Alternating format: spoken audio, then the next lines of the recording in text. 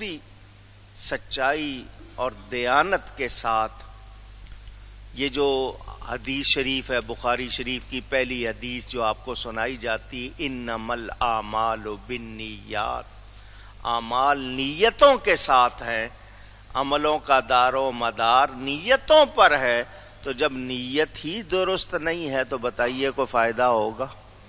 اونچی عبادت میں خلوص نیت ضروری ہے، نرے چھلکے سے کچھ نہیں حاصل ہوتا جب تک مغز نہ ہو۔ اگر تمہارا طریقہ حق کے خلاف ہے تو پھر مصلی پہ بھی کھڑے ہو کوئی فائدہ نہیں۔ شیطان نے کتنی عبادت کی، کوئی فائدہ نہیں ہوا۔ یہ جو زاہد کہلاتے ہیں، زاہد کا مطلب جو پرہیز کر کے دنیا سے اور اللہ والے اپنے آپ کو بنانے کی کوشش کرتے رہتے ہیں یا ظاہر کرتے ہیں، ہوتے نہیں ہیں۔ جو ہو جاتے ہیں وہ تو زاہد ہو گئے، جو نہیں ہیں وہ زاہد بننے کی دکھاوا کرتے ہیں، تو ان کو کہا جاتا ہے خالص ہو جاؤ۔ تسبیح کا ایک ایک دانہ گنتے ہو تم پڑھتے ہوئے، تو تمہاری تو ساری توجہ گنتی پر ہے، پڑھائی پر نہیں۔ سمجھے بات کو؟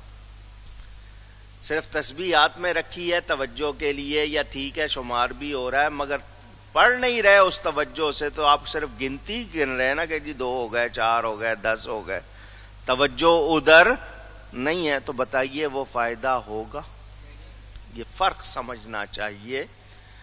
ہر وہ امر یا کام، حکم جو انسان کے نزدیک ناپسندیدہ ہے، ضروری نہیں کہ اللہ کے ہاں بھی ناپسندیدہ ہو۔ اللہ تعالی اپنے بندوں پر ان کی برداشت سے زیادہ تکلیف نہیں ڈالتا۔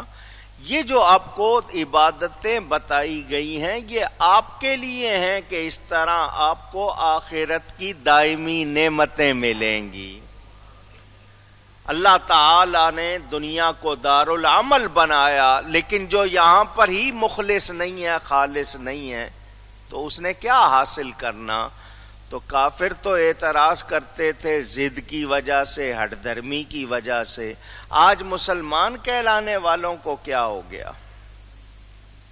یہی کہنا پڑے گا کہ یہ بھی اپنے دین پر خوش نہیں ہے۔ اچھا، پھر گناہ کو گناہ بھی نہ سمجھنا۔ ایک شخص نیکی نہیں کر رہا لیکن اس نہ کرنے کو وہ نافرمانی سمجھ رہا ہے، گناہ سمجھ رہا ہے، تو اس کو احساس تو ہے نا کہ میں غلط کر رہا ہوں، مگر وہ اس کو جسٹیفائی کرنا چاہے، نہیں جو میں کر رہا ہوں صحیح ہے، تو گناہ نہ سمجھنا گناہ کو، یہ تو اس سے بڑا گناہ اور یہ کفر تک لے جاتا ہے۔ مثلا میں ایک بات کروں صرف سمجھانے کے لیے، بغیر وضو کے نماز ہوتی ہے؟ ایک بندے کا وضو نہیں ہے اور وہ جان بوجھ کے نماز پڑھ رہا ہے، اس کو کیا کہو گے؟ یہ کفر ہو جائے گا۔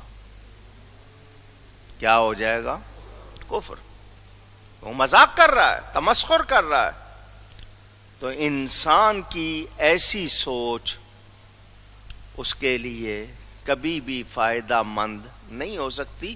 اگر وہ گناہگار ہے تو اپنے آپ کو گناہگار سمجھے، اور وہ گناہ کو گناہ نہیں سمجھ رہا تو پھر اس نے دین کا مذاق اڑایا، پھر اس کا دین سے کیا تعلق رہ جائے گا؟ میرے دوستوں اور بزرگوں،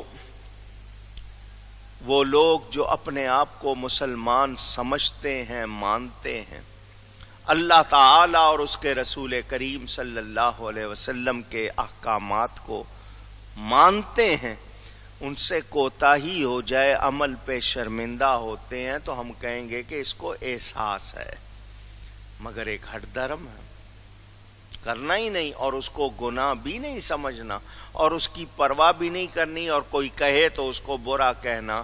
تو بتائیے ایسے شخص کا دین سے کوئی تعلق رہ جاتا؟ بس یہی بات آپ نے سمجھنی ہے۔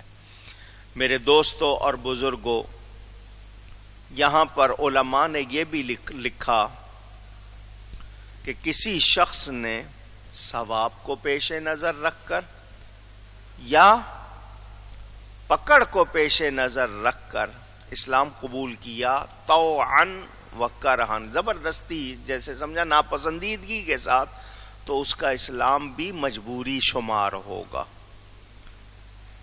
خوشی سے اس نے قبول نہیں کیا۔ تو یاد رہے نیت میں خالص نہیں ہے تو عمل مقبول نہیں ہوتا۔ اسی طرح جس کے عقیدے درست نہیں ہیں، جو اپنے عقیدے کو درست نہیں کرتا، وہ یہ نہ سمجھے کہ وہ کوئی اچھا وقت گزار رہا ہے۔ اسلام سچ ہے، قرآن سچ ہے، نبی کی ذات سچ ہے، اس کو دل و جان سے قبول کرنا چاہیے۔ آئیے اب آ گئی بات خواہشات کی۔ اسی حوالے سے جو بات بڑھانی ہے وہ یہ، میں نے پہلے کہا خواہشات ہوتی ہیں، خواہشات کا ہونا منع نہیں ہے، مگر خواہشات پر قابو ہونا۔ جب خواہش ہو فوراً پرکھ لے کہ کیا دین اس کی اجازت دیتا ہے، میری ایمانی حیثیت اس کی اجازت دیتی ہے، تو اس کی تہذیب کرے کہ یہ اگر خواہش غلط ہے اس کو جھٹک دے، دور کر دے، اور وہ لگ جائے اس کی پیروی میں۔ میں نے آپ کو سمجھایا تھا، میں پھر سمجھا دوں۔ زندگی 3 طرح کی ہے۔ کتنی؟ دھیان سے سن لیں، آسانی سے سمجھ آ جائے گی بات۔ ایک ہے حیوانی زندگی، ایک ہے انسانی زندگی، اور ایک ہے ایمانی زندگی۔ کتنی ہوئی؟ حیوانی، انسانی اور ایمانی۔ حیوانی جانوروں والی، جو چاہا جہاں چاہا جیسے چاہا کر لیا، یہ کون سی زندگی ہے؟ خواہشات۔ پینے کو جی چاہا، جو چاہا پی لیا، جس طرح چاہا پی لیا، کھانے کو جی چاہا، جو چاہا کھا لیا، جس طرح چاہا کھا لیا، جدھر چاہے بیٹھ گئے، جدھر چاہے لیٹ گئے، جو مرضی پہن لیا، نہیں پہنا پرواہ نہیں۔ یہ کون سی زندگی ہے؟ اب آ گئی عقل، تو عقل کے ساتھ انسانی زندگی۔ آپ ہاتھ اتنا ہی پھیلاتے ہیں کہ دوسرے کو نہ لگے، کیونکہ دوسرے کو لگے گا وہ اعتراض کرے گا۔ تو آپ نے ہاتھ کو پھیلایا، یا آپ نے آواز لگائی، یا آپ نے کچھ کیا، دوسرے انسان کو آپ چونکہ پیش نظر رکھتے ہیں، تو چونکہ یہ عقل کے تابع ہو گئی، اس کو کہتے ہیں انسانی زندگی۔ عقل نے کہا چلو چل کے کھاتے ہیں، حیوان بھی کھاتا ہے، انسان بھی کھاتا ہے، آپ نے کہا کھاتے ہیں۔ اب آپ اس کو دیکھ رہے ہیں یہ حلال ہے یا نہیں، یہ ایمانی زندگی ہے۔ میں جو بول رہا ہوں عقل کہہ دیتی ہے بول دو، حیوان آواز لگا دیتا ہے، مگر یہ بولنا درست ہے یا نہیں اس کو چیک کرنا، یہ کیا ہے؟ تو جہاں آپ کے ساتھ پرکھنے کے لیے وہاں عقل تھی، یہاں کیا ہے؟ کیونکہ عقل بہت کچھ کہہ دیتی ہے، یہ کر لو وہ کر لو، تو اب وہ جو کچھ کرنے کو کہہ رہی ہے اس کو ایمان کی نظر سے دیکھنا کہ یہ صحیح بھی ہے یا نہیں، اس کو ایمانی زندگی کہتے ہیں۔ آپ کو یہ بات سمجھ میں آ گئی؟ تو خواہشات تو ہوتی ہیں، اب خواہش ہے کیا؟ اس خواہش کو جاننا کہ یہ خواہش درست ہے، بہت اچھی بات ہے، پوری کیجئے، لیکن اس خواہش کو کیسے پرکھیں گے؟ ایمان کی نظر سے دیکھیں گے، دین کے ترازو پہ رکھیں گے، صحیح ہو تو کیجئے۔ تو جن کی خواہشات کسی چیز کے تابع نہیں، بس خواہشات ہیں، تو ایسے لوگ برباد ہوتے ہیں، آباد نہیں ہوتے۔ آئیے آج کے حوالے سے ہم دیکھیں، ایک انسان کی ضروریات ہیں، کھانا پینا، پہننا اوڑھنا، رہنا سہنا، جتنی آپ تفصیل بنا لیں، بنیادی خواہش تو اس میں یہی ہے۔ اب جی میں نے رہنا ہے تو رہنے کے لیے اس کو کیا چاہیے؟ کوئی مکان چاہیے، مکان کے اندر اب کیا کیا لگانا ہے، کیا کیا کرنا ہے، یہ خواہشات آپ کی بڑھتی جا رہی ہیں. ضرورت کتنی تھی؟ صرف آپ کو دھوپ سے، بارش سے اپنے آپ کو بچانے کے لیے کہ میں وہاں بیٹھ سکوں، سو سکوں، رہ سکوں. آپ کی ضرورت کپڑا ہے اور اس کپڑے پہ ڈیزائن جو ہیں وہ خواہشات کی لسٹ میں آ جاتے ہیں. جی ایسا رنگ ہو، ایسا ڈیزائن ہو، یہ ہو، وہ ہو. تو یہ آپ خواہشات کی لسٹ میں جب چلے جاتے ہیں اور جو خواہش کہتی ہے وہ کر لیتے ہیں، تو بتائیے کیا وہ درست ہوگا؟ پوچھ رہا ہوں. اب اس کو ایمان کی نظر سے دیکھیں، اس میں کیا جائز ہے، کیا نہیں جائز ہے، تو آپ درست ہوں گے. تو جو صرف خواہشات کی اس کی رو میں بہتا ہے وہ اپنے آپ کو تباہ کر لیتا ہے. کتنے لوگ ہیں نہیں پرواہ کرتے، ان کا حال آپ کے سامنے ہے. تو خواہشات چاہتے ہیں کہ جی دین ہماری خواہشات کے مطابق ہو جائے، خواہشات کو دین کے مطابق نہیں کرنا چاہتے. تو ان کو بتا دیا ایسا اگر ہو جائے تو زمین و آسمان اور جو کچھ ان میں سب تباہ ہو جائے. میں اپنے لیے چالوں، دوسرے کے لیے نہ چاہوں، تو نتیجہ کیا ہوگا؟ امن رہے گا، دوسرے چیخیں گے. اور آج سارا فسادی حق تلفی کا ہے. حق مارا جاتا ہے، جس کا حق بھی مارو گے وہ چیخے گا، احتجاج کرے گا، ریلیاں نکالے گا، جلوس کرے گا، ہڑتال کرے گا. جو آپ کے سامنے ہو رہا ہے یہ سب کیوں؟ حق مارا جا رہا ہے. تو یاد رہے اسلام خواہشات کو نہیں منع کرتا، خواہشات کی تہذیب کرتا ہے، آپ کو ایمانی زندگی کی ترغیب دیتا ہے. آپ بتائیے، میں نے آپ کو بتایا، اب میں خواہشات کے حوالے سے ایک اور بات کروں. درخت ہے، درخت پہ پھل لگا ہے، آپ کو پھل کا اصل مغز دیا گیا. چھلکے آپ کے لیے نہیں ہیں، پتے آپ کے لیے نہیں ہیں، لکڑی آپ کے لیے نہیں ہے، شاخیں وہ آپ نہیں کھاتے. سارا آپ کہیں کہ نہیں میں نے سارا کھانا ہے، فائدہ ہوگا نقصان؟ اونچی. آپ کو بہترین حصہ دیا گیا وہ کھاؤ، پتے جانوروں کے لیے چھوڑ دو، چھلکے دوسروں کے لیے چھوڑ دو. لیکن آپ کہیں کہ نہیں سب میں نے ہی کھانا ہے، تو فائدہ ہوگا؟ بس یہی سمجھنا ہے اے انسان، وہی خواہش کر جو تیرے لیے صحیح ہے، غلط کی خواہش. اب ایک انسان چاہے ساری دولت میرے پاس آ جائے، کسی اور کو کچھ ملے ہی نہیں، تو کیا صحیح ہوگا؟ مت پوچھ. میں اس کی وضاحت میں جتنی مثالیں دیتا چلا جاؤں تو دنیا کر یہی رہی ہے جس کی وجہ سے تباہ ہو رہی ہے. تو یہ فساد جو ہوتے ہیں زمین میں اسی لیے ہوتے. اور پھر ان کو بتایا کہ تمہارے پاس جو آیا وہ حق ہے، سچ ہے، غور کرو، اس میں تدبر کرو، فکر کرو، جانو، پہچانو.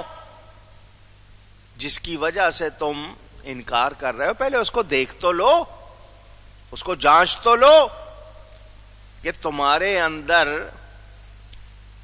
بنیادی طور پر تمہاری فطرت میں بھلائی رکھی گئی ہے، تو تم اس سے روح گردانی کر رہے ہو، منہ پھیر رہے ہو.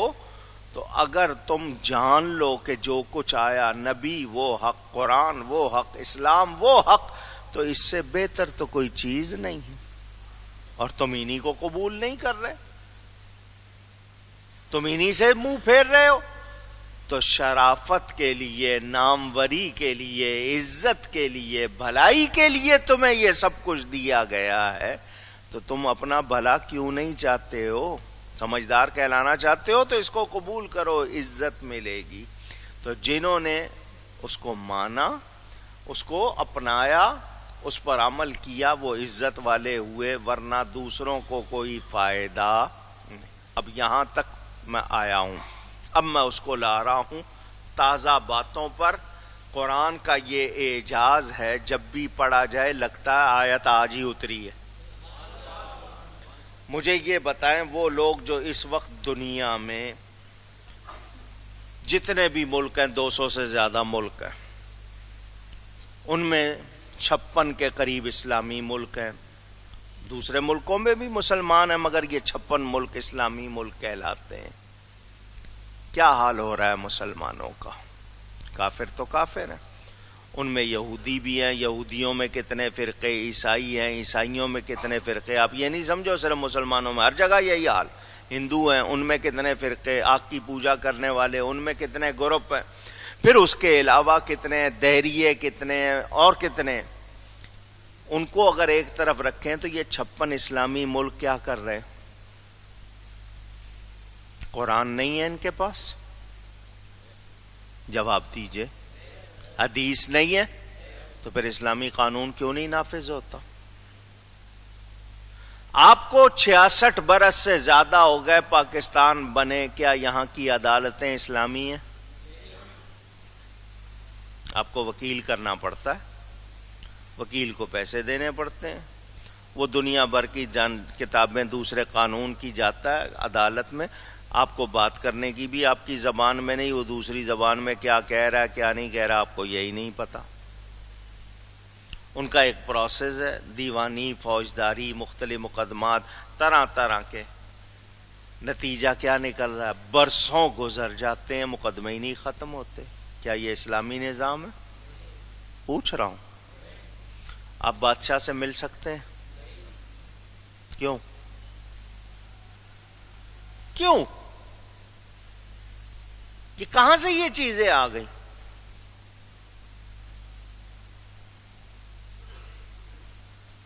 نبی کریم صلی اللہ علیہ وسلم ساری کائنات کے لیے آئے.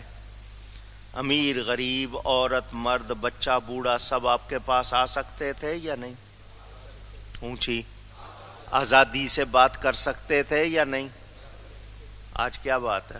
ان کے جیسا کوئی نہیں، برابر ہونا دور کی بات. حضرت ابو بکر، حضرت عمر، حضرت عثمان، حضرت علی، اس کے بعد جو آپ دیکھ لیں جہاں بھی آپ کو ملے گا کوئی ایسا مسئلہ نہیں. مگر آج بادشاہت ہے، مگر آج دوسری نظام ہے.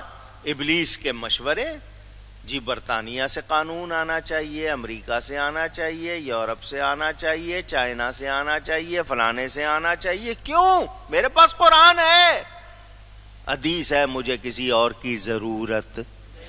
مگر مسلمان کیوں نہیں لیتا؟ یہ آپ کی خواہشات دیوار بنی ہوئی ہیں. قرآن سے پوچھوں گا، قرآن فوراً فیصلہ کر دے گا. میں کیسے اسلامی نظام آ جائے گا تو میں یہ نہیں کر سکوں گا، میں وہ نہیں کر سکوں گا. تو یہ کیا چیزیں ہیں آپ کی؟ پوچھ رہا ہوں. کون سی خواہشات؟ غلط خواہشات، ناجائز خواہشات کی تکمیل میں آپ اپنے دین سے منہ پھیرے ہوئے ہیں یا نہیں؟ وہ حق قبول کرنے سے منہ پھیرے ہوئے تھے، آپ اپنی خواہشات کی وجہ سے اس دین کو اپنانے سے منہ پھیر رہے ہیں. امن ہوگا؟ پوچھ رہا ہوں. ان کو نبی پسند نہیں تھا،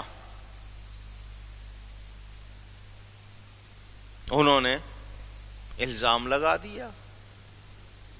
کوئی پاگل کہتا تھا، کوئی کیا کہتا تھا، معاذ اللہ.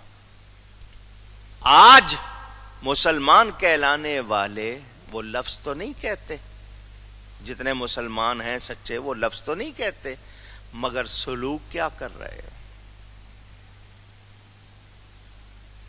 کافروں کے اصول قوانین. یہی مسلمان باہر کے ملک میں جاتا ہے، ان کی ایک ایک بات مان رہا ہوتا ہے. کیوں؟ یہی مجھے آپ سے پوچھنا. یہاں چونکہ قانون کی عملداری آپ کے ملک کے قانون کی عملداری نہیں ہے، لہذا ہر شخص منمانی کر رہا ہے. یہی شخص یہاں کے ڈرائیور کو کہو کہ جی لال بتی پہ روکنا ہے، اس کی مرضی ہے، روکے نہ روکے، باہر جائے گا مجال ہے ہل جائے، یہی بندہ ہوگا. کیونکہ اس کو پتا ہے وہاں قانون، تو وہاں اس نے اپنی خواہش کو کیوں دبا لیا، یہاں کیوں نہیں دبایا؟ تو ملک کے آپ خود دشمن ہیں یا کوئی اور دشمن ہے؟ سمجھنے کے لیے بات کی. یہ زندگی میں آپ کے مختلف معاملات ہوتے، وہاں آپ جا کر آواز اونچی نہیں کرنی، بھی پڑوسی شکایت کر دے گا. یہاں آپ پرواہ نہیں کرتے کہ محلے کے سارے لوگوں کے لیے آپ مصیبت بن جائیں، پرواہ نہیں کرتے آپ. تو ہمیں خواہشات پر کنٹرول کرنا ہے ایمان کے حوالے سے. اب آپ کی گورنمنٹ کو مسئلہ آ گیا کہ دہشت گردی کا مقابلہ کرنا ہے. پہلے دہشت گردوں کو پالا، خوب پروان چڑھایا، جب ضرورت پڑی ان کو برتا. ایک پوری تاریخ ہے، میں 30-40 سال پرانی اگر باتیں چھیڑوں تو ایک لمبا دور شروع ہو جائے. آپ کہیں گے سیاسی تقریر، میرا مروجہ سیاست سے کوئی تعلق نہیں، میری سیاست صرف دین ہے. ایک دشمن سے فائدہ اٹھا کر دوسرے دشمن سے آپ لڑے، آپ نے یہ نہیں سوچا کہ اس میں مجھے پڑھنا ہی نہیں چاہیے، یہ دو دشمنوں کی لڑائی ہے، وہ خود لڑے، میں کیوں لڑوں. لیکن آپ کودے، آپ نے پالا، آپ کو جو کچھ ملا، جن کو آپ نے پالا انہوں نے وہی ہتھیار آپ پر اٹھا لیے، تو اب آپ بڑے چلا رہے ہیں. کیوں؟ بیج خود بویا تھا، جس وقت وہ ابھر رہا تھا اس وقت قابو نہیں کرنا چاہا، اب وہ تناور درخت بن گیا، اب آپ کہتے ہیں کاٹوں کیسے. ایک دوسری بات یہ کہ آپ کو اپنی حکومت بچانی ہے. اس کو ناراض نہ کروں، اس کو ناراض نہ کروں، اس کو ناراض نہ کروں، تو بتائیے کیا حکومت بچے گی؟ امن ہوگا؟ عدل ہوگا؟ نہیں. میں اس وقت اگر بیرونی دنیا سے مخاطب ہو جاؤں، فرانس ایک ملک ہے، ایک مدت کے بعد پھر اس نے نبی کریم صلی اللہ علیہ وسلم کے معاذ اللہ کارٹون چھاپے، خاکے کہتے ہیں جن کو، کیریکیچر. کیوں یہ حرکت کیوں کی اس نے؟ اس کے بعد کاروائی ہوئی، ان کے 12 بندے مارے گئے. دنیا کے 40 ملکوں کے بڑے بڑے وزیر صدر آئے اور جناب انہوں نے جلوس نکال لیا کہ نہیں، freedom of speech, freedom of expression, رائے کی آزادی، خیال کی آزادی چاہیے. تمہارے 12 بندے تم نے خود مروا لیے یا تم نے اپنی کاروائی کر لی،